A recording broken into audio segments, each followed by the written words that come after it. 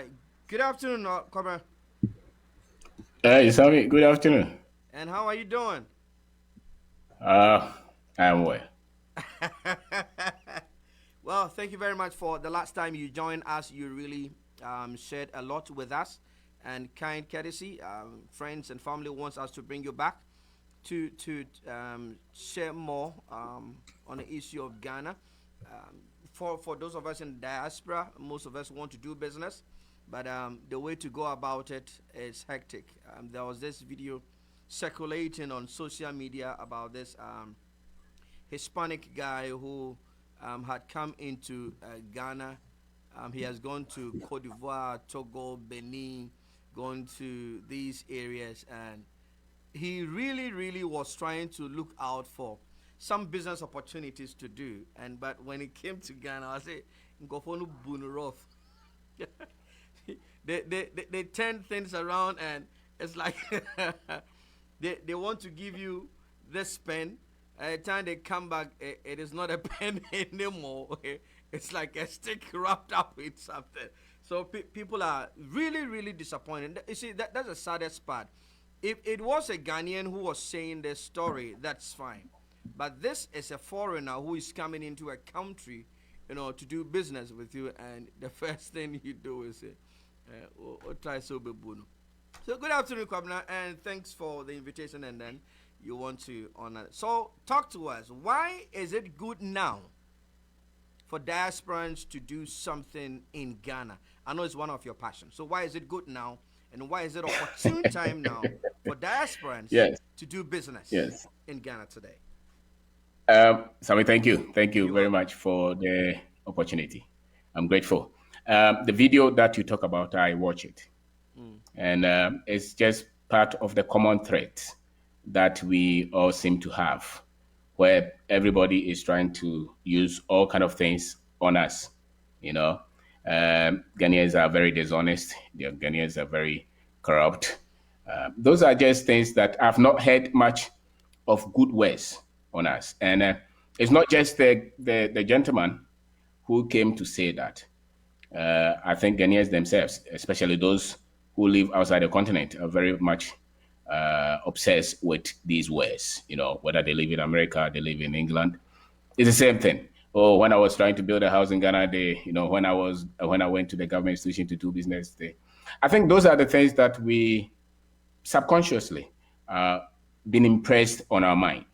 Mm. Okay, which is when it's negative, it has to be us. If it's mistrustful, it has to be us. I was in Dubai some time ago. This taxi driver duped us. Okay, Mm. he took us around somewhere and charged so much. He was even trying to fidget with his machine, the taxi, the The timer. taxi reader. When I came to Ghana, I didn't say that the Dubai people are crooks. I was in China. We do business there. Some of them have screwed us. Mm. I never said that every Chinese was dishonest. Mm-hmm. Okay, I have engaging with Indians. Some of them are not that much straightforward. So I have a problem with when somebody is trying to say, I dealt with this session of Ghanaians, they were not honest, and therefore everybody in Ghana It's not honest. is dishonest. Mm. And what capacity, what was the level of the people that he was dealing with? Deal, sure. And based on what? So in as much as I think that we have to work on, and I mean, they don't only happen to outsiders, they happen to us. But I can also tell you that I've dealt with Ghanaians who are also very much straightforward and honest. And so I will not want to take all these negatives going around everywhere, because if I take that, then it means that when he came, I also duped him. Mm. And I didn't dupe him. I Sure. never even met him. So there are several people, many people like me, who are in Ghana who will not want your money, who will not want to be dishonest with you. I know people who have bought genuine lands, who have done good businesses here, but they don't come out to say those things. Mm-hmm. And so he may have problem, but I think, and the other thing that you don't forget is that there is a spotlight on Ghana, Yeah. and never forget that they also want to, showcase all the negatives to stop the people who want to come. Never forget that, because and there are so many good things here that especially not those of you who are born here and who know here, those who are trying to find their heritage here. The system will try to do everything possible to stop them from coming. And so all the little things that we take for granted, they will blow them up, I'm telling you. And if you don't take care, they will just blow them so much. But the good thing is that there's something about Ghana that no matter what, our people would want to come. And so when you come and somebody's, how much did they take from him? How much? Don't they? There was a time I was in America. Somebody helped me and he took money. I thought he was helping me on, push my back. Then later on, he was asking for, he was charging. And that was America. When I came to Ghana, I didn't say that about America, to say that everybody in America was evil. But I'm sure you are there. They screw you all the time. Sometimes it's just a system. Oh, yes. They put it in a legal structure. Your financial systems are just screwing a lot of people. Your insurance, your mortgage. But those are legal. So you will not say that they are screwing you. But if it's Ghana, you say, hey, Ghanaians are dishonest. It's like saying that politicians are corrupt. Okay, so your politicians, a lot of them were not millionaires before they became politicians. Now they are millionaires. What do you think? Where did they get the money from? Not only in Ghana. It's everywhere. But if you don't put your story together, then everybody would try to tell your story. And so as Africans, we shouldn't forget that the narratives have been put the Africans down. Put the Africans down. Tag them as poor and diseased, dishonest. Make sure that they don't trust their people. Make sure that they trust those who say they lead us. Okay, which is the Europeans and their, So it is easier for the average African to say that the white man does not lie. But if his president is doing well, we'll still find fault with that. It's part of the program. So we just have to attack it as it is. I'm not saying that there is nothing wrong here. There's a lot of things that are wrong here. There are a lot of things that are wrong. But there are a lot of things that are wrong everywhere in the world. Absolutely. And so I will not. I said that let's work on ourselves, and just as everybody is working on themselves, and let's stop tagging ourselves with Ghanaian workers are this. We work in Ghana. We have built multiple location retail shops. It's the same Ghanaian people that we work with, And so there is more that we can. And so it's good to look back to Ghana because it's your heritage, whether you have direct ancestry or you have distant ancestry. It's your heritage. They told us that here is not good. It's not true. The average household income in most of these Western countries, the middle income, the other day I was reading the document, they said that $15,000 even qualify in some states as middle income revenue in a year. $15,000. Tax has not been taken out. How much is it? So maybe 80% of household income is less than $100,000. If you take tax out of it, how much do people have? The difference between our economy and American or European economy is the fact that people have access to loans, to credit that will help them to have the education, buy their houses, buy their clothes, do their weddings, bury their, those who die. It's the difference is the credit. It's not that it is better. So if you also had the same kind of credit at that cheap rate, there is no difference in terms of the so-called development. Okay. So in Ghana, I don't have access to mortgage. No, even if I want to take it, the interest is not appealing, for the car or for the house or for the education that much. So the difference is not so much that somewhere is better. So we should have to rethink again in terms of, when I go to America, I have money. Not necessarily. Depends on what you know about money. If you know much about money, you will see that people have been there for 20 years. I don't know how many people, the top 1% of the wealthiest.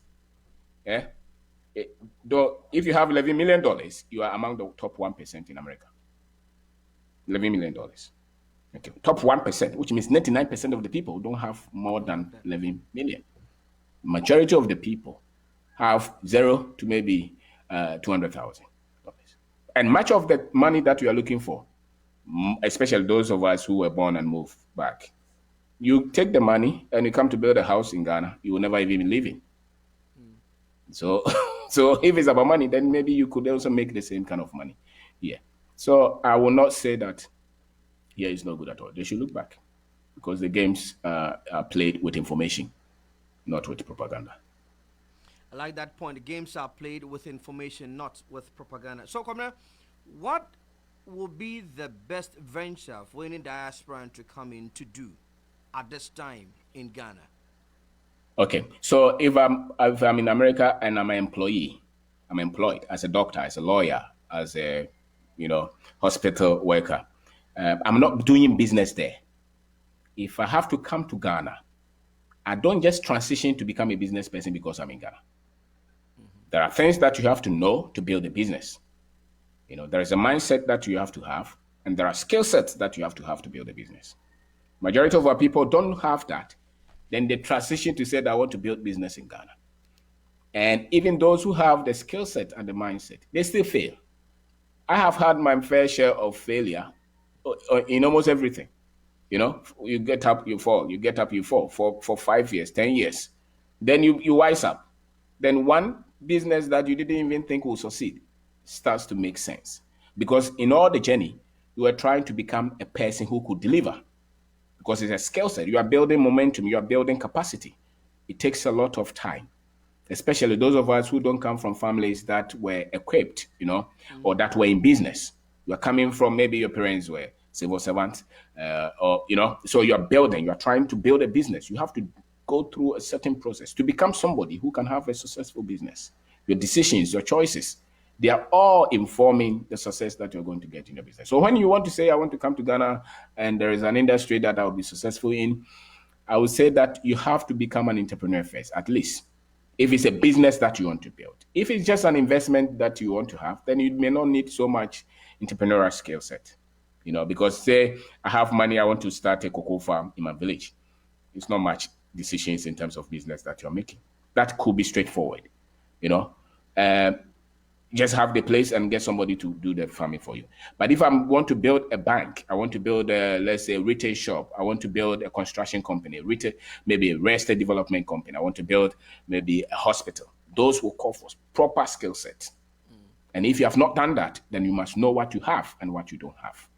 And so when people say that I tried to build a business in Ghana and it failed, not because the people were not honest with you. A lot of the times you, as the person trying to build business, didn't have what it takes to build business. And that's why it failed. Because wherever you were not a business person, you were an employee.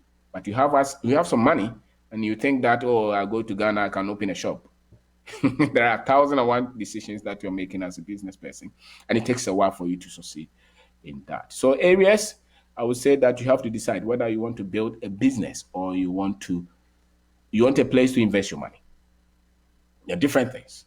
If you want to build a business, I would say that you have to be present to build that business because the business will need proper management. The difference between the successful business and the one that is failing is proper leadership. Somebody offering the leadership. With that being said, if you want to build a business, you will have to be present. Yes. That's your statement, and using that. If you want to build a business. So people want to build businesses and then they leave it into somebody's hands and then they go back and do their own work. You are not advising that. You have to be present to build your business. If it's a business that needs a lot of managerial, in a lot of leadership, and I think most businesses need that. You cannot, unless you have a very good partner or somebody you so much trust who can lead it, who can make the critical decisions that you need, then you are not building a business because it's going to fail. You fail. And so most people say that try to build business in Ghana and it failed. It was not a business. It was an idea that you are trying to test. So it failed. So you have to be, I think that you have to be really present if you want to build a business. If you want to multiply your money, then just put it in some apartment or some cocoa farm or some kube farm. That's perfect. But you want a business that somebody must be present to lead, to make financial decisions, who to employ, where to source the product, customer service, the sales, building a proper productive business culture, you must be present. Or somebody in the business must be present. Okay. So now let's move into infrastructure building. Yes. Diasporans will raise some money, get some money, buy land, and they will want to build. Okay, maybe here I'll just come stay in.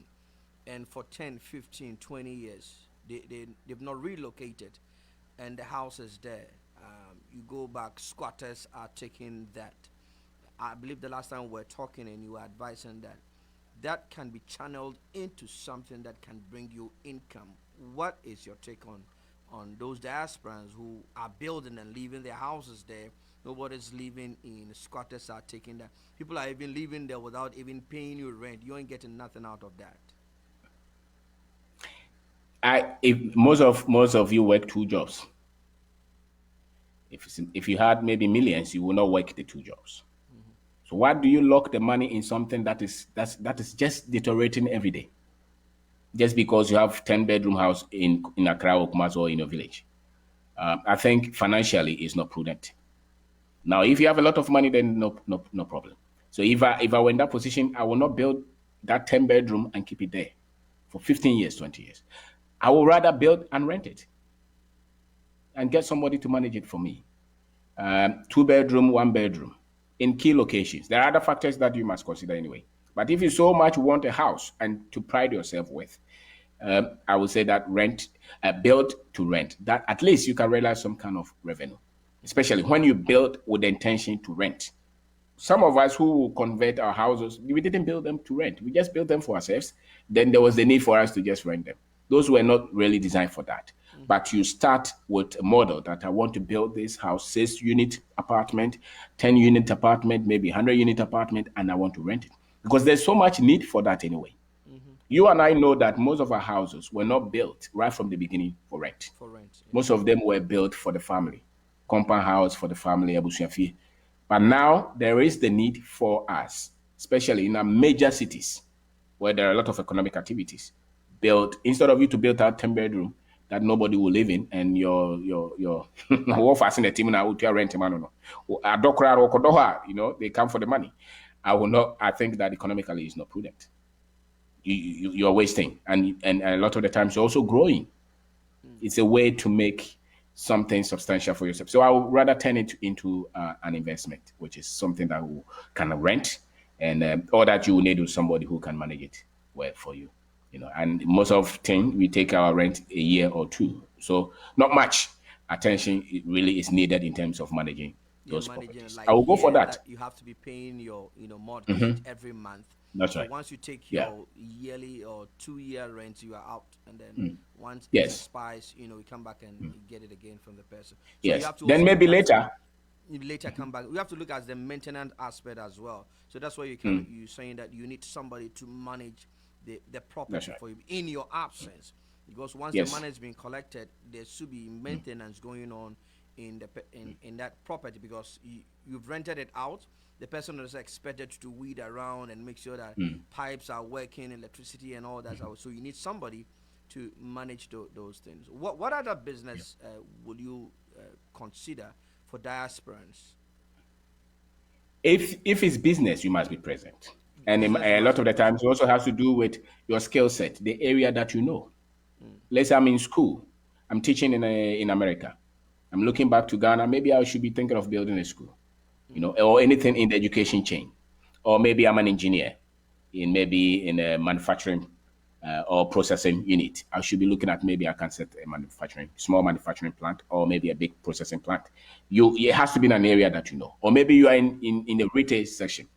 You are looking at maybe setting up retail shops. Or maybe you want to go into farming, So our economy is open in every sector. The difference is the kind of service, the management that you bring on board. But you have to also know that you're going to go through the stages, just as any business goes through. There will be tough times, there will be good times. You have to be ready for that. And I say that many people are not ready for the bad thing, where people are stealing your money, or some people don't disappoint you. You have to be cut for that. You have to be ready for the disappointment. And it's part of business. The errors, the mistakes. If you can't withstand those stages, then don't go and build business. Because business is not for the intelligent. Business is really for the tough one. Those who are courageous enough to fall and get up, and to fall and to get up and get to a point that they can walk and run and even fly. So you have to be ready for those stages and those processes. And you are not just going there because you think that you want to make money. And don't follow this contract with government officials. They waste a lot of your time. They waste a lot of your money. You become pained I would rather go into businesses that I can see money every day, where the cash flow is very good. Those are the areas that I will look at if I want to come and live in Ghana and build business. We are into retail, we are into construction, we are into property development. All of them have their advantages and disadvantages. But the fact that you are resolved and you are learning every day, you are reading. One thing that people don't do is that they think that they don't have to read any book, they don't have to go for any information. Most of us will just read morning devotion, and anytime that we are listening to anything, it's preaching. It's only preaching. When you are building a business, you need business information. And you have to drop the superstition. The superstition amongst us is too much. I have the business difficulty. I'm looking for a demon who is responsible. It's not the demon who is responsible. It's your decisions, your financial decisions. The person that you employed. What did you look for before you employed that person? What was the skill set? The loan that you took. Did you look at the interest rate before you took that loan?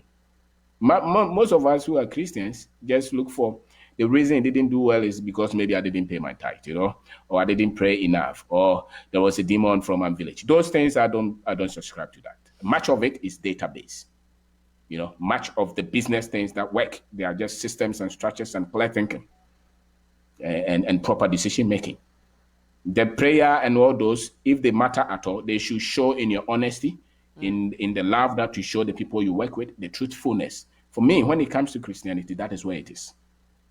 It's not the magic. It's not the demon. It's not those things that we are trying to. Resource really can be structured. It can be engineered. So if you are talking of your Christianity, then go to the love, to the compassion, to the kindness, more than trying to find a demon responsible for why your business is not working. Because much of the time, or many of the times, it's not a demon. It's bad decisions and choices and wrong skills being applied. Thank you very much, Kwabena. So you want to make yourself available to diasporans who I know Kwabena is into construction, retail. You were building markets for some communities. Those were projects that we did long ago. But now we develop our own apartments. Projects that you started. Yes, but now we build our own apartments for rent. We run shops. We have multiple shops in the malls with my wife, Marie. There are other things that we do as well. Diasporans have to be very positive. A lot of the times they don't trust us. And there are a lot of the times they don't respect us. A lot of the times they accuse us. And it's very difficult for me to deal with people who are that negative. And unfortunately, social media is also fueling that negativity. And I think that there should be a total mental shift. This is your heritage. If you don't believe in Ghana, you can't succeed here. If you don't believe in yourself, you cannot succeed here. If you're not looking for the positives, if you're always complaining and blaming, your thought processes will be maimed, will be clouded. Those who are able to generate intelligent thoughts are very positive and optimistic people. The negatives will not help you to come up with solutions. And unfortunately, that's why many of our people who live outside the continent have been conditioned so negative. They're always blaming the president, the government officials, somebody. I think that provide the solutions, be more optimistic, look for, even if the positivity is 1%, look for that, hook on that. But that's where the solution is. It's not in the blaming. Because what will bring the ingenuity and work with. Deal with that. Because let's say you are not going to be successful in Ghana if it's that much negative. You are not. Then don't come. If you don't believe in us, don't come. Stay where you are. If you're looking for comfort, don't come. But Africa is the biggest project. Our country is. If Ghana worries you, if you see the pictures, if you see all the solutions that you can provide, then come and pay the price, and contribute beyond your self-interest. But you cannot look for comfort and still hope that somebody else will do it. It's not true, because there are so many things. There are so many good things that are happening here. That's why you can see the Chinese, you can see the Indians, you can see the Europeans, and we who own it are rather trying to run away and complaining everywhere. That is wrong. So it's about time we look at the internet and the social media. They have changed everything. So look at the positives. Look at the positives and focus on them. Thank you very much, Kwabena. Look at the positives and focus on them. So one of these days we have to You have to take us on a tour and on on some of your facilities. Well, some people they want to see before they believe. Mm. So Jesus saying that believe before you see. They want to believe, see before they believe. Yeah. So one of these days, we want you to take us on a tour and let's see On some a of the things tour. that have been done. So Okay. so that have been done. But do We you want to know speak that to. I really don't have much. I don't think we should convince anybody to come. No, Because when they were going to America, we didn't convince them to go. convince them to They go. went. No. So it has to be a call. I don't believe in convincing anybody to come. I believe in people trying to see it as a call to say, what can I do to make my country great? Because nobody is convincing us to live in Ghana. No, Sure.